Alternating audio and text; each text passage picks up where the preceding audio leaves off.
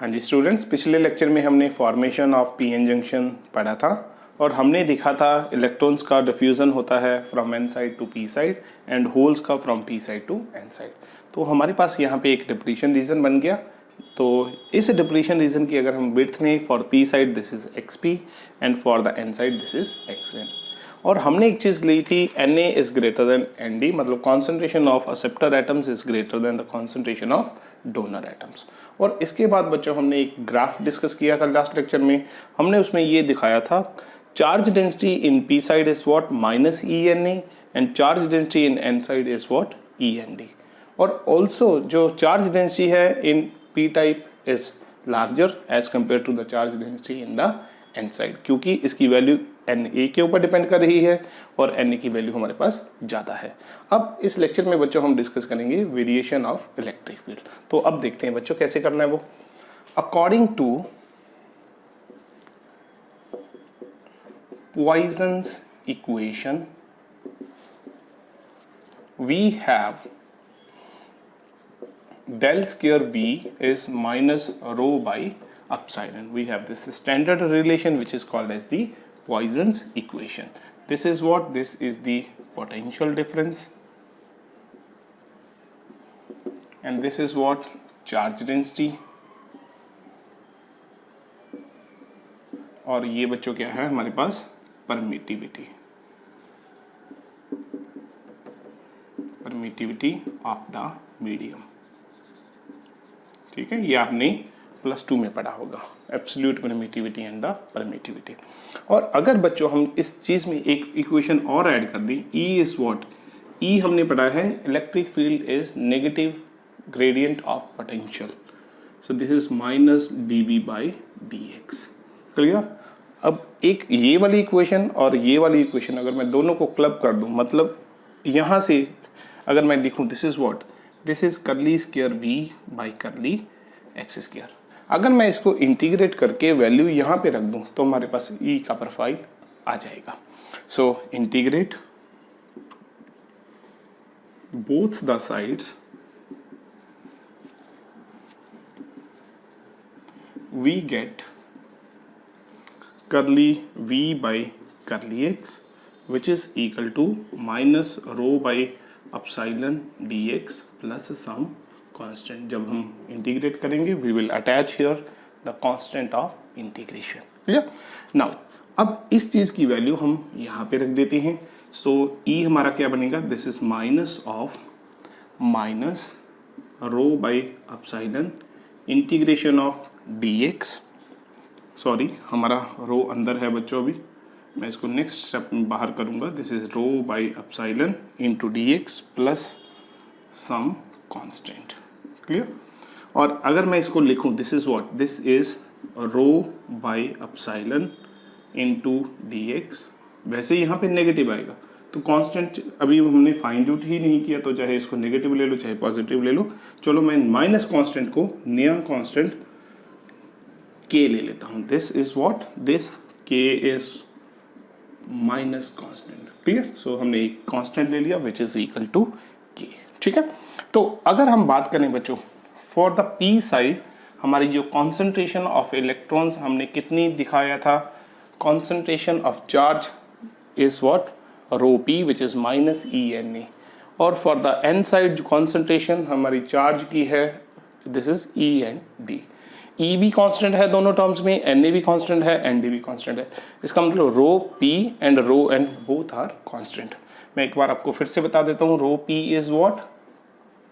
Charge density of electrons in P side. Similarly rho N बच्चों हमारा क्या है? Charge density of holes in N side. Clear? दोनों की वैल्यू E, Na और Nd के ऊपर डिपेंड कर रही हैं। तीनों चीज़ें ये कांस्टेंट है, तो इसका मतलब rho P and rho N these are also constant. Rho हमारा कांस्टेंट है, एप्सिलॉन भी कांस्टेंट है, तो हमारी फॉर्मुलेशन बच्चों बनेगी यहाँ पे हम लिख सकते हैं E is what? Rho by epsilon बाहर आ गया dx प्लस सम कांस्टेंट तो मैं dx का इंटीग्रेशन कर देता हूँ, this is x plus K. Clear? So we have this equation. अब इस इक्वेशन को बच्चों हम अप्लाई करेंगे for p side and for the n side. Clear? For p side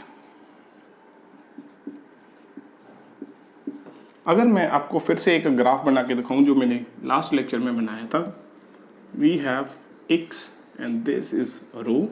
अगर हम चार्ज डेंसिटी और x के बीच का जो ग्राफ बनाएं, so this is what, this is END and this is what ENE। इसकी विड्थ ज़्यादा है और इसकी विड्थ कम है। This is the profile. और यहाँ पे हमारा क्या था students, this is x equal to 0, this is x equal to xn, क्योंकि हमने उसकी विड्थ कितनी ली है n साइड में, xn, तो ये 0 से xn हो जाएगा। और दिस इज नाउ, ये वाला पॉइंट हमारा क्या हो जाएगा, अब 0 से हम ओरिजिन से लेफ्ट साइड है, तो this is what, this is minus xp। Clear? Again this charge density is positive and इसको मैं लिखूंगा बच्चों माइनस EN, बिकॉज हम ओरिजिन के नीचे की तरफ है। सो this is END and this is minus ENA। Clear? अगर मैं बात करूं फॉर p साइड, जो हमारी चार्ज डेंसिटी है वो कितनी है, माइनस ENA, और रो p हमारी कितनी है बच्चों, माइनस ENA। तो इस इक्वेशन में वैल्यू रखेंगे। So this is what, E is equal to minus ENA by epsilon x plus some constant. Clear? तो अगर हम बात करें यहाँ पे हमारे p साइड में xp तक इसकी जो चार्ज डेंसिटी है, दिस इज माइनस ENA, और xp के इस साइड में, मतलब इस रीजन में जो हमारा ये वाला बचा हुआ रीजन है सारा, इस रीजन में हमारे पास चार्ज अकमुलेशन नहीं हुआ। चार्ज अकमुलेशन यहाँ तक हुआ xp तक। ठीक है? इसका मतलब इस रीजन में हमारे पास इलेक्ट्रॉन्स नहीं है। कौन से इलेक्ट्रॉन्स? जो हमारे पास n साइड से आए हैं। ठीक है? इसका मतलब अगर यहाँ रीजन में चार्ज अकमुलेशन नहीं है तो यहाँ पे हमारे पास इलेक्ट्रिक फील्ड 0 होगा। For x is equal to minus XP, electric field बच्चों हमारा कितना होगा, 0 होगा। ठीक है? क्योंकि यहाँ पे चार्ज अकमुलेशन नहीं, चार्ज नहीं तो इलेक्ट्रिक फील्ड नहीं। तो for x is equal to XP, electric field is 0। तो हम यहाँ पे फॉर्मुलेशन अप्लाई करेंगे। 0 is what, minus ENA XP divided by epsilon plus k। तो 0 is ENA XP by epsilon plus k। तो यहाँ से बच्चों k की वैल्यू आएगी minus ENA XP by epsilon. तो फिर मैं वापस इसी इक्वेशन में वैल्यू रखूँगा। अगर मैं इसको इक्वेशन नंबर आप 1 ले लो तो मैं लिखूँगा put the value of k, put the value of k in equation number 1। तो इलेक्ट्रिक फील्ड बच्चों हमारा क्या आया, electric field is what, minus ENA x by epsilon minus, because k is negative, this is ENA XP by epsilon. तो मैं अगर कुछ terms common है उनको बाहर ले जाता हूँ, this is minus ENA by epsilon into x plus XP। So this is the formulation for the electric field, पर किसके लिए, फॉर p साइड। तो मैं यहाँ पे बच्चों फॉर्मुलेशन लिख लेता हूँ। Electric field for p side is what, minus ENA x plus XP by epsilon. ठीक है? तो अब बात करते हैं फॉर द n टाइप। अगर मैं बात करूं for n side, for n side, n side के लिए बच्चों हमारी जो डेंसिटी है, this is what, END, density is what, END। तो ये हमारा स्टैंडर्ड फॉर्मुलेशन था, इसी में मैंने वैल्यूज रखी थी पिछली बार भी, अब भी इसी में रख दूंगा। E is what? This is END by epsilon x plus k। ठीक है? तो अब चाहे हम इस इक्वेशन को रिमूव कर सकते हैं। तो मैं एक बार साइड में लिख लेता हूँ अगर हमें ज़रूरत पड़ी। So this is what, rho by epsilon x plus k। Clear? तो अगर हम यहाँ पे फिर वही कंडीशन लगाएं, अगर हम देखें ओरिजिन से xn तक हमारी चार्ज डेंसिटी कितनी है, END, और उसके बाद xn के बाद जो हमारी अकमुलेशन ऑफ पॉजिटिव चार्ज है वो नहीं हो रही। हमने ये सपोज किया था जो हमारी होल्स हैं वो कहाँ तक हैं, एक्स एन तक हैं। उसके बाद जो इलेक्ट्रॉन्स अपनी जो पोजीशन छोड़ के नहीं गए, मतलब वहाँ पे वैकेंसीज क्रिएट नहीं हुई। वैकेंसीज क्रिएट नहीं हुई तो चार्ज नहीं आया, चार्ज नहीं आया तो इलेक्ट्रिक फील्ड जीरो होगा। For x is equal to x N, electric field हमारा क्या है, जीरो है। ठीक है, तो मैं यहाँ पे वैल्यू रखूंगा, zero is what, E N D by epsilon X N plus के। तो हमारा के बच्चों क्या आया, this is minus E N D x N by epsilon. Clear. Again हमने ये स्टार्ट कहाँ से किया, suppose this is equation number 2, तो मैं यहाँ पे फिर से वैल्यूज पुट कर दूंगा। So put the value of के इन इक्वेशन नंबर 2। तो इलेक्ट्रिक फील्ड हमारा क्या बना, E N D X by epsilon minus E N D x N by epsilon. तो यहाँ पे इलेक्ट्रिक फील्ड का फॉर्मूलेशन बच्चों क्या आया, E is what, E N D by epsilon X minus x N. But ये वाला फॉर्मूलेशन किसके लिए है, फॉर एन साइड। तो मैं लिखता हूँ E N is what, E N D X minus x N by epsilon. थोड़ा सा सिमिलरिटी है, यहाँ पे है माइनस ई एन ए, यहाँ पे है ई एन डी, मतलब ये तो बेसिकली हमारा रो ही है। पी साइड के लिए रो था माइनस ई एन ए और नीचे था ई एन डी। क्लियर। यहाँ पे बस हमें ये चीज़ याद रखनी है, x प्लस एक्स पी आएगा फॉर पी साइड फंक्शन, और एन साइड के लिए फंक्शन है हमारा x माइनस एक्स एन, और एप्सिलॉन वो वही पॉइसन इक्वेशन से आया है। ठीक है, तो अगर बच्चों हम अब अगर ड्रॉ करें variation of electric field, now we will plot variation of electric field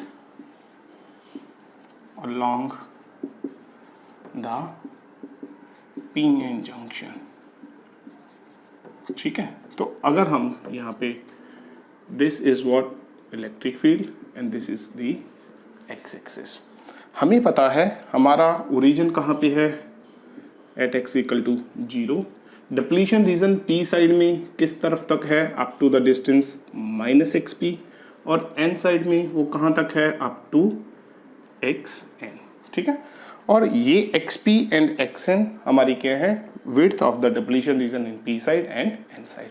हमने ऑलरेडी बच्चों देख रखा है N A is greater than N D, उसकी वजह से हमारे पास एक फॉर्मुलेशन आया था दिस वन, और यहाँ पे से हमने प्रूव किया था X P is less than X N. तो मैंने इसको छोटा ले लिया और इसको ज़्यादा ले लिया। क्लियर। और हमें ये भी पता है अगर यहाँ पे चार्ज कम्युलेशन नहीं इस रीजन में और इस रीजन में, तो यहाँ पे इलेक्ट्रिक फील्ड भी नहीं होगा, मतलब हमारा इलेक्ट्रिक फील्ड इस रीजन में और इस रीजन में बच्चों क्या होगा, जीरो होगा। अगर हम ड्रॉ करें electric field in P side and in the N side, so we will use these formulations. अगर मैं देखूं मेरे पास जो फार्मूलेशन है ई पी का, this is what, minus E N A by epsilon X plus X P. Clear. और अगर मैं फ्रॉम दिस फार्मूलेशन देखूं at X is equal to zero, मतलब ओरिजिन पे मेरे पास वैल्यू क्या आएगी, at x equal to zero, E P at x equal to zero कितनी आएगी, this is what, minus E N A X P by epsilon. ठीक है। और अगर मैं चेक करूं from the N side for N side के लिए बच्चों फॉर्मूलेशन है हमारा इलेक्ट्रिक फील्ड का, this is what, E N D by epsilon X minus x N.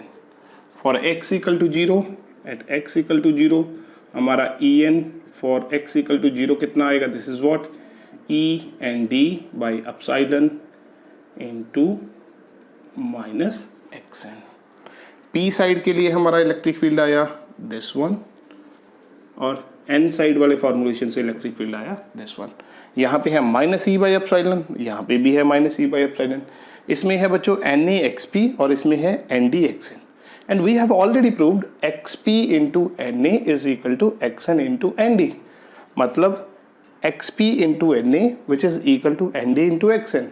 तो इसका मतलब ये हुआ E P at x equal to zero which is equal to E N at x equal to zero, मतलब चाहे मैं N side का जो इलेक्ट्रिक फील्ड का फार्मूलेशन है उसको लेके x इजिकल टू 0 पे फील्ड निकालूं, चाहे मैं p साइड वाला जो फार्मूलेशन है वहां से x इजिकल टू 0 का फील्ड निकालूं, द वैल्यू इज सेम। और वैल्यू है कितनी, चाहे उसको ये वाली वैल्यू लिख दो चाहे आप ये वाली वैल्यू लिख दो, क्योंकि NAXP is equal to NDXN that we have already proved. Clear? So the value is this one, either from P side or from the N side. और हमें ये पता है EP is minus x minus p, अगर मैं negative को अंदर multiply कर दूं या मैं देखूं जैसे ये हमारा x वेरी करेगा EP डायरेक्टली वेरी करेगा, और the function is linear function, मतलब EP depends upon x with power 1, तो इसका मतलब इसका ग्राफ क्या होगा, लीनियर होगा ऐसा। Again in this case En is depending upon x, again the power is 1, x raised to power 1 is there, so graph is linear. So this is the variation of electric field along the x direction.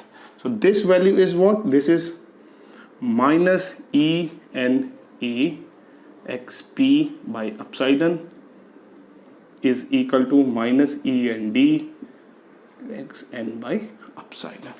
So this is what the variation of electric field along the p-n junction. इसके बाद बच्चों हम potential का variation देखेंगे। हाँ जी students, इसके बाद हम डिस्कस करेंगे variation of potential along the p-n junction. Variation of potential along p-n junction. और इसके बाद बच्चों हम पहुंचेंगे अपने जो फाइनल स्टेज पे, which is the expression for the depletion width. अगर हम देखें बच्चों, हम एक रिलेशन पता है, E is what, this is minus gradient V, मतलब this is minus dV by dx। तो अगर मैं इस रिलेशन से बच्चों लिखूं dV is what, this is minus EdX। हमें पोटेंशियल का अगर प्रोफाइल देखना है तो हमें पहले पोटेंशियल का फंक्शन पता होना चाहिए वो कैसा होगा, ठीक है। अगर मैं दोनों साइड्स इंटीग्रेट कर दूं, integrate both the sides, we get what we get, we have the integration of dv which is dx integration, and this is what, dv का इंटीग्रेशन बच्चों क्या होगा, दिस इज v। और इंटीग्रेशन होगी कहाँ से, इस रीजन में xp के लेफ्ट साइड में और xn के राइट साइड में हमारा इंटीग्रेशन E कितना है बच्चों, 0 है। मैंने अभी फॉर्मूलेशन बनाया था profile for the electric field, कुछ ऐसा था। इस रीजन में मतलब माइनस xp के लेफ्ट साइड में और xn के राइट साइड में हमारा इलेक्ट्रिक फील्ड कितना है, 0 है। ये मैंने अभी बनाया, ठीक है। अगर इस रीजन में इलेक्ट्रिक फील्ड 0 है, ये वाले रीजन में भी इलेक्ट्रिक फील्ड 0 है, तो 0 का जो इंटीग्रेशन है वो कांस्टेंट होगा, तो इसका मतलब यहाँ पे जो पोटेंशियल है इस रीजन में और इस रीजन में सेम होगा, कितना होगा, कांस्टेंट होगा, ठीक है। बट अगर हम बात करें for the depletion region, then what will be the expression, तो हमें क्या करना पड़ेगा, इसको इंटीग्रेट करना पड़ेगा माइनस एक्सपी से लेके xn तक। So limits will be minus x p to xn, ठीक है। बट हमें इंटीग्रेशन की अगर लिमिट्स रख दी माइनस एक्सपी टू xn, हमें अगर E का प्रोफाइल पता चल जाए तो हम V का प्रोफाइल इजीली फाइंड आउट कर सकते हैं। बट हमने पिछले अभी प्रूव कर दिया है दैट E का प्रोफाइल फॉर P साइड अलग है, फॉर N साइड अलग है, तो इसका मतलब इस इंटीग्रेशन को हम दो पार्ट्स में तोड़ देंगे। So what will be the expression, this is equal to minus E dx minus xp to 0, this is for P side, minus E dx 0 से xn, ठीक है। अगर हम देखें बच्चों उस एक्सप्रेशन से, फॉर P साइड हमारा E ये वाला है, फॉर N साइड हमारा E ये वाला है, ठीक है। सो मैं लिख लेता हूँ EP is what, minus ENA by epsilon x plus xp, और En बच्चों हमारा क्या है, END by epsilon x minus xn. Now this is the electric field for P side and this is the electric field for the N side. We will just put here subscript. So V is what? V is minus integration from minus xp to 0. EP की वैल्यू रखते हैं, this is minus ENA. Minus E N A by epsilon X plus X P into D X, ठीक है, minus 0 to x N, E N की वैल्यू है बच्चों ये वाली, E N D by epsilon X minus x N into D X, और ये वाला नेगेटिव और ये नेगेटिव कैंसिल हो जाएंगे, तो हमारे पास बनेगा क्या, हम देखते हैं।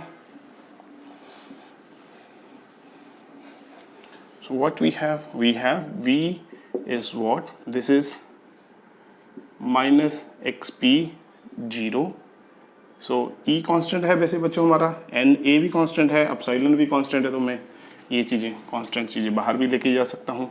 सो this is E N A by epsilon minus x P to 0 integration of X plus X P D X minus E N D by epsilon integration from 0 to x N X minus x N into D X. So integration करेंगे बच्चों, integration करने के बाद हम limits रख देंगे, ठीक है। So V is what, E N A by epsilon, so integration of x is x square by 2 and xp is just a value, so it is a constant, इसके साथ x लग जाएगा। सो इंटीग्रेशन की limits हैं minus x P to 0 minus E N D by epsilon, और यहाँ पे बच्चों हमारे पास x square by 2 minus x N into x 0 to x N, ठीक है। तो अब स्टूडेंट्स हम लिमिट्स रखते हैं इसमें, देखते हैं क्या बनेगा। v is what, E N A by epsilon, पहले हम ऊपर वाली लिमिट है 0, 0 रखेंगे, ये भी 0, ये भी 0, 0 माइनस, अब माइनस एक्स पी रखेंगे, तो एक नेगेटिव साइन तो हमारा ऑलरेडी है जो हमने माइनस करना होता है, अब ये आएगा तो this will become x P square by 2, और फिर नेगेटिव एक्स पी रखेंगे तो ये बनेगा minus x P square, clear. तो हमारे पास कुछ इस तरह का फॉर्मुलेशन बनेगा, and this is minus E N D by epsilon, X N रखेंगे बच्चों तो ये बनेगा X N square by 2 minus एक एक्स एन है, एक एक्स एन रखेंगे तो ये बनेगा एक्स एन स्क्वायर, और अगर 0 वैल्यू रखेंगे तो दोनों टर्म्स 0 हो जाएंगी, मतलब माइनस 0, ठीक है। तो अब इसको सिंप्लीफाई करेंगे। So what we have, v is equal to e n a by epsilon, ये नेगेटिव, ये बेसिकली क्या बना, this is X P square by 2 minus x P square, तो ये हाफ माइनस फुल, तो हाफ नेगेटिव बनेगा और आगे का जो नेगेटिव साइन है वो उसको पॉजिटिव बना देगा। So this is X P square by 2, और यहाँ पे बच्चों क्या है, this is half X N square minus x N square, तो अंदर क्या बचेगा minus x N square by 2, और आगे नेगेटिव साइन है तो इसको पॉजिटिव बना देगा ये, this will be E N D into x N square by 2 epsilon, ठीक है। तो हमारे पास कुछ इस तरह का बच्चों फॉर्मुलेशन बन गया। तो अब हम देखते हैं क्या करना है हमने। ऑल्सो हमने एक चीज़ ऑलरेडी लिख रखी है, दैट हमारे पास यहाँ पे X P, we know that, हमने ऑलरेडी प्रूव किया हुआ है, we know that xp and a is simply equal to xn into nd, ठीक है। अगर मैं इस टर्म्स में से देखूं क्या क्या चीज़ कॉमन आ रही है, एक तो e कॉमन है, एक 2 अपसाइलन कॉमन है, दोनों में से अंदर क्या बचेगा बच्चों, N A X P square plus यहाँ पे है N D x N square, ठीक है। और इस टर्म को, चाहे इस टर्म को अगर मैं थोड़ा सा रीअरेंज करके लिखूं तो मैं कैसे लिख सकता हूं, this is what, E by 2 epsilon which is N A X P square plus N D x N, तो इसको मैंने ऐसे खोल के लिख लिया। So this is what, N D x N is what, X P N A, तो मैं इसकी वैल्यू रखूंगा इन द नेक्स्ट स्टेप। तो ये बच्चों क्या बन जाएगा हमारा, E by 2 epsilon into Na xp square plus this is what, Na xp, this is Na xp, और साथ में हमारे पास क्या है, एक xn है, ठीक है। तो ये बनेगा बच्चों, this is e by 2 epsilon, यहाँ पे अब देखो Na दोनों टर्म्स में ऐसे आ रहा है, यहाँ पे एक्सपी स्क्वायर, यहाँ पे एक्सपी, तो एन ए एक्सपी बाहर आ जाएगा, एन ए एक्सपी बाहर आ गया, अंदर क्या बचा एक्सपी प्लस उसमें दूसरी टर्म में है बच्चों एक्स एन। ठीक है, तो ये हमारा फंक्शन आया, किस चीज़ का फंक्शन है, फंक्शन फॉर द पोटेंशियल। और ये कितना बना, v is equal to E N A by 2 epsilon x P into X P plus X N. ठीक है, X P plus X N बच्चों क्या है, xp is the width of the depletion region in p side and xn is what, width of the depletion region in n side। अगर मैं दोनों का सम कर लूँ xp प्लस xn, तो ये हमारा टोटल डिप्लीशन रीजन बन गया, ये पूरा डिप्लीशन रीजन बन गया। उसकी अगर मैं विड्थ w सपोज कर लूँ, जो मैंने फाइंड आउट करनी है, तो xp plus xn is what, w is what, width of the depletion reason. ठीक है, सो W की वैल्यू हम रखेंगे यहाँ पे, so E N A by 2 epsilon x P into बच्चों क्या आया, W आया। पर हमें एक्सप्रेशन फाइंड आउट करनी है W की। W का एक कंपोनेंट अभी और पड़ा है which is XP, XP is the component of W।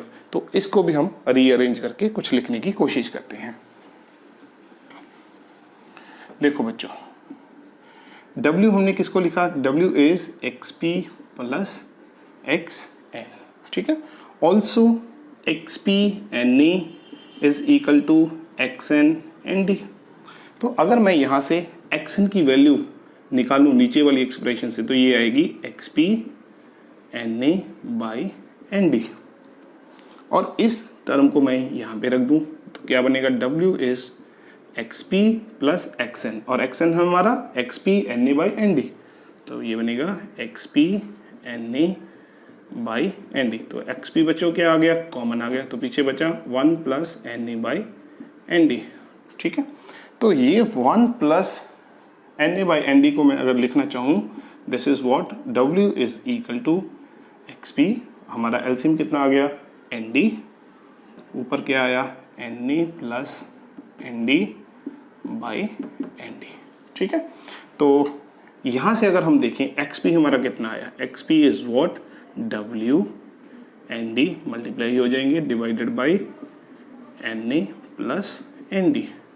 तो हमने क्या किया, XP which is a component of W, उसकी वैल्यू भी निकाल ली इन टर्म्स ऑफ W। तो अब ये वाली वैल्यू हम यहाँ पे फिल कर देंगे। तो V हमारा कितना आया बच्चों, V is what, E N A by 2 epsilon, एक W तो हमारा पहले ही प्रेजेंट है, XP की वैल्यू है W N D by NA plus ND। ठीक है, तो इसको मैं थोड़ा सा सॉल्व करता हूँ बच्चों।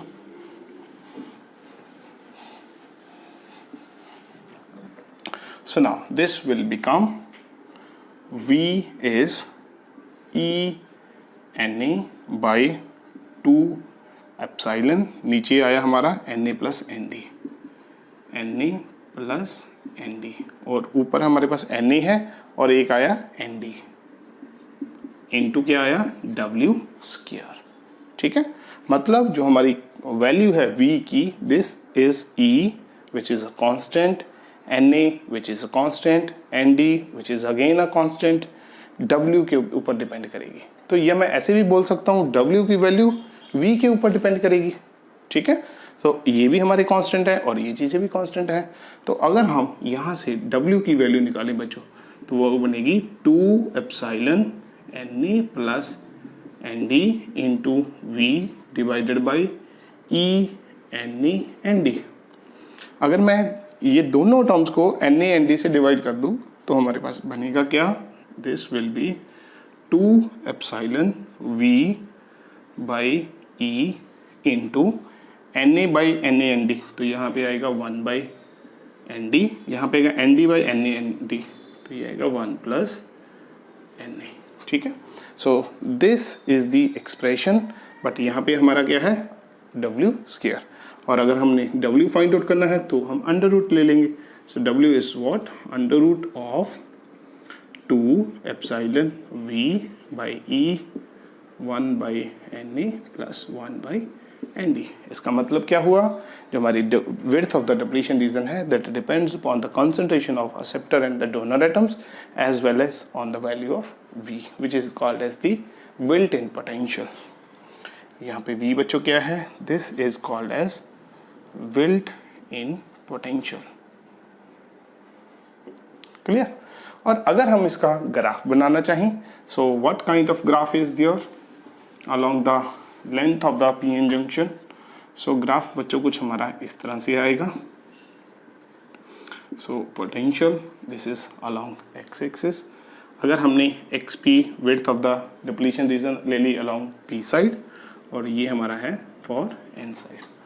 हमने ऑलरेडी बोल रखा है इस रीजन में चार्ज अकोमोलेशन नहीं हुआ तो इलेक्ट्रिक फील्ड नहीं आएगा, इलेक्ट्रिक फील्ड नहीं आया तो हमारे पास वैल्यू कुछ कांस्टेंट रहेगी।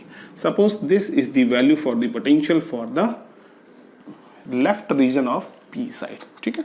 और उसके बाद अगर हम देखें बच्चों, हमारे पास जो एक्सप्रेशन थी, हमारे पास जो एक्सप्रेशन है बच्चों, उसमें अगर हम देखें v की जो वैल्यू है that depends upon the value of X P and the value of X N.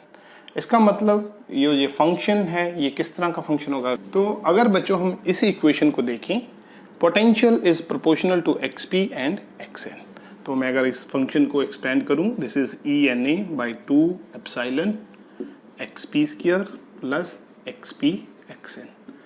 अब जब हमने इंटीग्रेशन की थी बच्चों तो हमारे पास लिमिट्स थी minus x P to x N, तो इसीलिए हमारे पास यहाँ पे X P and X P X N terms आ गई।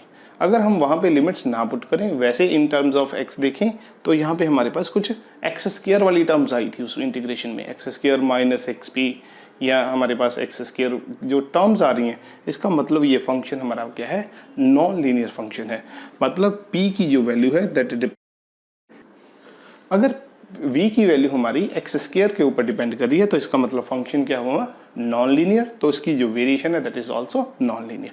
तो जैसे जैसे हम एक्स पी से आगे की तरफ जाएंगे, this is minus x P and this is X equal to 0, मतलब जैसे हम एक्स पी से आगे की तरफ जाएंगे तो हमारा जो पोटेंशियल है वो इंक्रीज होगा और नॉन लीनियरली इंक्रीज होगा, this is non linearly increasing and further beyond X equal to 0 it will increase like this and after x is equal to x N, जो इलेक्ट्रिक फील्ड अगेन यहाँ पे accumulation of charge नहीं है तो potential constant होगा, तो हमारा ये कुछ इस तरह का प्रोफाइल आएगा।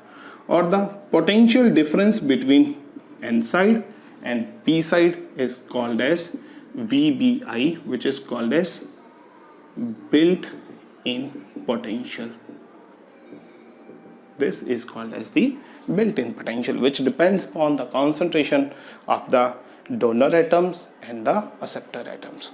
So this is the complete article for the p-n junction and हमने expression calculate की for the depletion reason. मैं एक चीज़ बच्चों आपको और बताऊंगा, जो हमारी expression आई है W is 2 epsilon V by E 1 by NE plus 1 by ND power 1 by 2, और इसको बच्चों हम BBIB बोल सकते हैं, जैसे मैंने यहाँ पे बोल दिया, this is called as the built in potential. कब का, जब हमने इसको पीएन जंक्शन को सिंपली रखा है, यहाँ पे कोई एक्सटर्नल सप्लाई नहीं कनेक्ट की, मतलब जो हमारी W की वैल्यू है that depends upon BBI। But इसके बाद बच्चों हम नेक्स्ट आर्टिकल्स में पढ़ेंगे, हमारे पास दो तरह की बाइसिंग होती है, फॉरवर्ड एंड रिवर्स बाइसिंग। अगर हम फॉरवर्ड बाइसिंग करें या फिर रिवर्स बाइसिंग करें, उससे बच्चों हमारा VBI कम या ज़्यादा हो जाएगा। In case of forward biasing ये कम हो जाएगा, in case of reverse biasing ये ज़्यादा हो जाएगा, ठीक है। अगर VBI कम या ज़्यादा होगा तो हमारी W की वैल्यू भी अकॉर्डिंगली चेंज करेगी।